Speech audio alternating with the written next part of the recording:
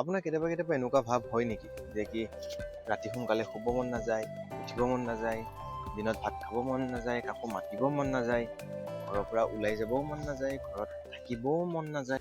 নমস্কাৰ, মোৰ নাম প্ৰাংশু আৰু মই লৈছোঁ 7 দিনত 60,000ৰ এটা চেলেঞ্জ। আৰু আজি হৈছে মোৰ ডে 4। দুপৰীয়া দোকানৰ ডেইলি বজাৰ কৰি আহি কিনে ঘৰ আহি মই অশান্তিত থাকিব নোৱাৰি এনেকুৱা হোৱা গাড়ীলৈ এবাৰ ওলাই গ'লো। আহি যোৰাবাট পালোঁ, তাৰপিছত যোৰাবাটৰ পৰা ৰাইটতে যাওঁ নে চিধাই যাওঁ তাকে ভাবি চিধাই গুচি আহিলোঁ। চিধা আহি আমাৰ সকলোৰে জেগা জুবিন ক্ষেত্ৰ, তাতেই আহি এবাৰ ৰখিলোঁ।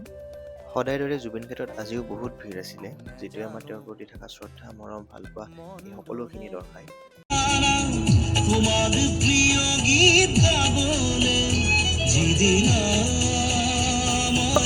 আপোনাৰ লগতো যদি এনেকুৱা হৈছে, তেতিয়া আপোনাৰ যিবোৰ জাগাৰ সৈতে আপোনাৰ স্মৃতি জড়িত হৈ আছে, আপুনি ডিপলি কানেক্টেড হৈ আছে, তেনেকুৱা জাগাত এবাৰ হ'লেও যাব। লাহে লাহে হ'লেও, কিছু পৰিমাণে হ'লেও ঠিক হ'ব। চৰকাৰে আমাক কৈছিল যদিও যে এনেকুৱা VIP কনভয় কাকো নিদিয়ে, কিন্তু এনেকুৱা কনভয়ৰ বাবেই আজি আধা ঘণ্টা 45 মিনিট ৰখিবলগীয়া হ'ল। যদি ন্যায় প্ৰদান কৰে তেতিয়া আমাৰ এনেকে 1 ঘণ্টা 2 ঘণ্টা ৰখাত আমাৰ কোনো আপত্তি নাই।